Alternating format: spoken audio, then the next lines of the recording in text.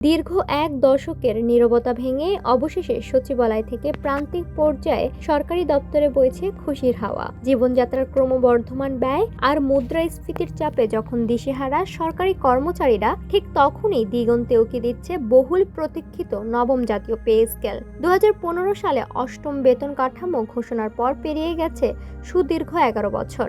এক যুগের এই অপেক্ষা এবার এক বড় পরিবর্তনের ইঙ্গিত দিচ্ছে।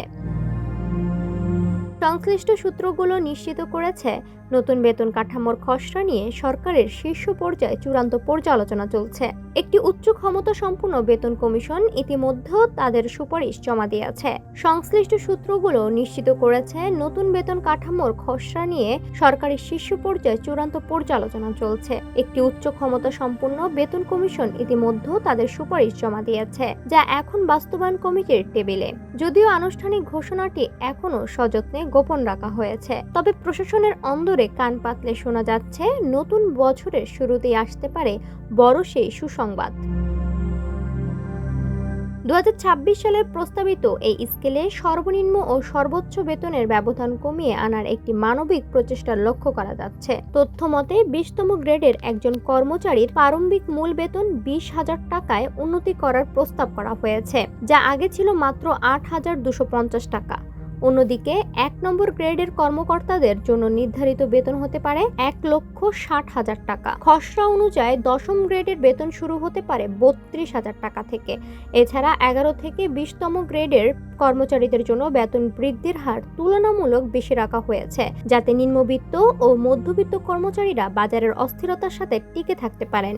বিশেষ করে 16 থেকে 20তম গ্রেডের বেতন কাঠামো 20,000 থেকে 22,000 টাকার ঘরে রাখার পরিকল্পনা করা হয়েছে, যা তাদের জীবনযাত্রার মান উন্নয়নে বড় ভূমিকা রাখবে।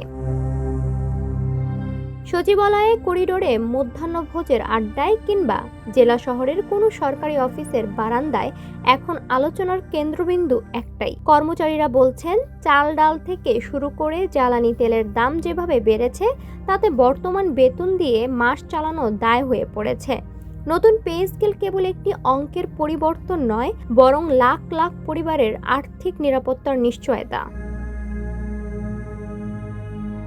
অর্থনীতিবিদরা অবশ্য সতর্ক করে বলেছেন, নতুন বেতন কাঠামো বাস্তবায়ন সরকারের বাজেটে বড় ধরনের চাপ তৈরি করবে। তবে প্রধানমন্ত্রী তারেক রহমান যেভাবে জনমুখী শাসনের ওপর জোর দিচ্ছেন, তাতে কর্মচারীদের এই জীবনমান উন্নয়নকে অগ্রাধিকার দেওয়া হচ্ছে। সরকারি চাকরিদের মধ্যে কর্মস্পৃহা বাড়াতে এবং দুর্নীতি রোধে একটি সম্মানজনক বেতন কাঠামোর কোনো বিকল্প নেই বলে মনে করছেন নীতি নির্ধারকরা।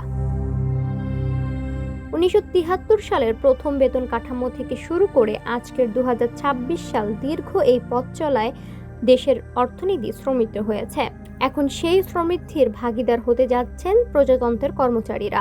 গ্যাজেট প্রকাশের সেই মাহেন্দ্রক্ষণের অপেক্ষায় এখন প্রহর গুনছেন সারা দেশের সরকারি দপ্তরগুলো। এই নতুন স্কেল কি কেবল বেতন বৃদ্ধি, নাকি আগামীর স্মার্ট প্রশাসনের ভিত্তিপ্রস্তর? তার উত্তর মিলবে খুব শীঘ্রই। ডেস্ক রিপোর্ট, সোনালী নিউজ।